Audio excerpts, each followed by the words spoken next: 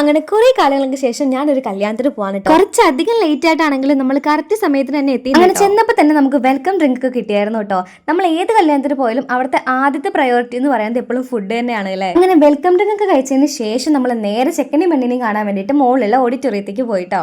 നല്ല അടിപൊളിയായിട്ടാണ് കേട്ടോ എല്ലാവരും പെർഫോം ചെയ്യുന്നത്. അങ്ങനെ കുറച്ച് നേരം അതൊക്കെ കണ്ടിട്ട് അവിടെ ഇരുന്നു. അതിനുശേഷം എന്നത്തെയും പോലെ നമ്മുടെ പ്രയോറിറ്റിയിലേക്ക് നമ്മൾ കിടക്കുകയാണ് ഗൈസ്. അങ്ങനെ നേരെ നമ്മുടെ മെയിൻ ഫുഡ് സെക്ഷനിലേക്ക് നമ്മൾ പോയിട്ടോ.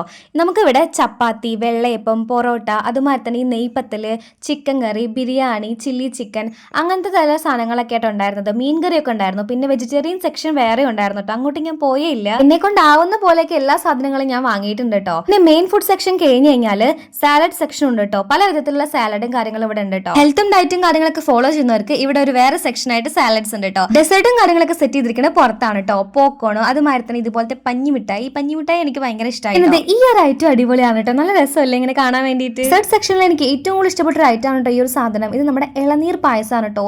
അടിപൊളി ടേസ്റ്റ് ആയിരുന്നു ഈ ഒരു സാധനം. പിന്നെ കേക്ക്, ഐസ്ക്രീം കാര്യങ്ങളൊക്കെ ഇവിടെ ഉണ്ടായിരുന്നു കേട്ടോ. ഇത് ഞാൻ ഇങ്ങനെയാണ് കേട്ടോ കഴിച്ചത്. ഒരു കഷ്ണം കേക്ക്, ഐസ്ക്രീം, ഇതിന്റെ രണ്ടിന്റെയും മുകളിൽ നല്ല ഇളനീർ പായസം ഒഴിച്ചിട്ട്.